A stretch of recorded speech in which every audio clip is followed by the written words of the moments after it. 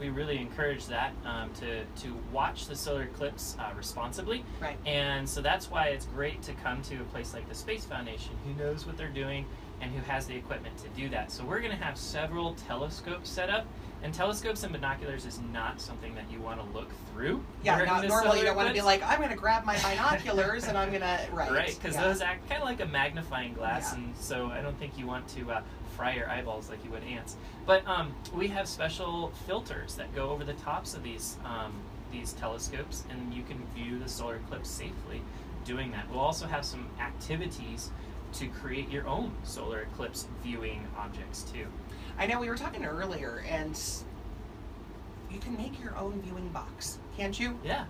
I mean, you're obviously not staring directly into the sun at the eclipse, but you can make your own viewing box. Right, and so if you use this concept of a pinhole camera, you may have heard about that before, but you make a very small hole inside like a paper plate or a box or something like that, and then if you have a background to shine that on, the sun's light will go through that hole that you've created and onto the screen, and you can basically see the sun. And you can do this at any time, but this will allow you to see the sun safely. As long as you don't look through the hole directly at the sun, you're fine to see that image that's projected through the pinhole. And we've heard a lot, Elias, about the safety glasses, and I know you guys had thousands. Yeah. And apparently after the thousands upon thousands you had, you guys are down to zero. This is becoming a pretty popular thing, so everybody wants their Eclipse glasses, which is very necessary if you want to look at the sun.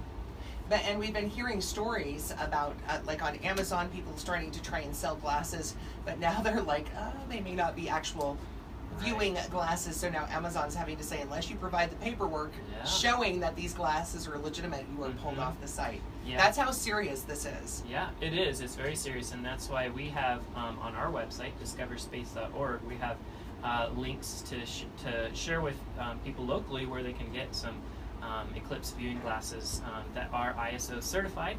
So that proves that they aren't just a piece of plastic slapped on some cardboard. The people have done a lot of good research, and so we have done that and put those links on our website.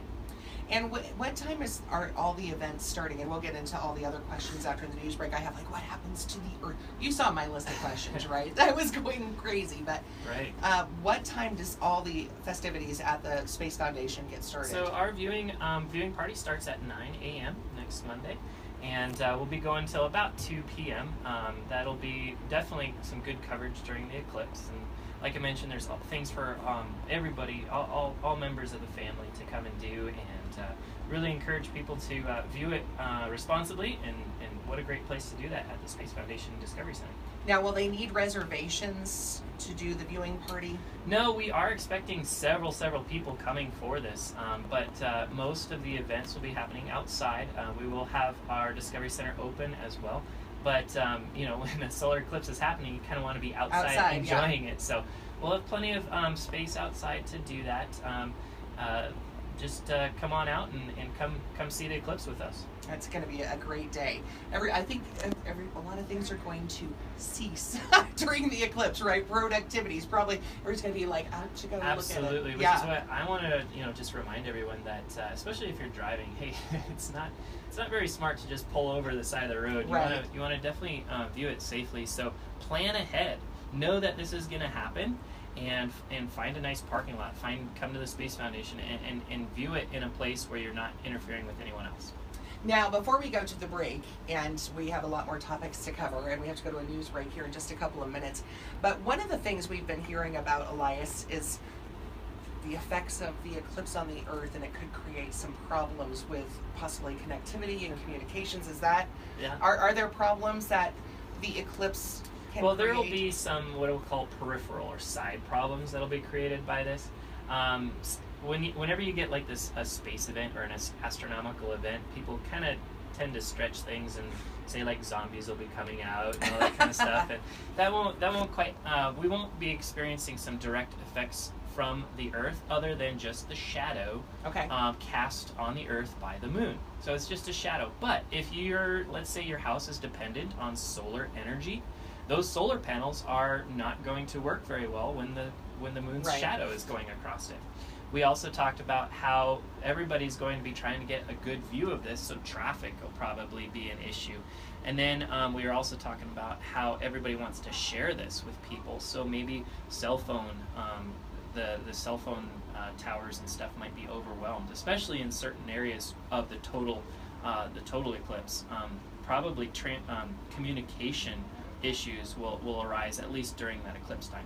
And really quick, I mean, you don't obviously want to take your cell phone and shoot direct video or look at do Right. you? No.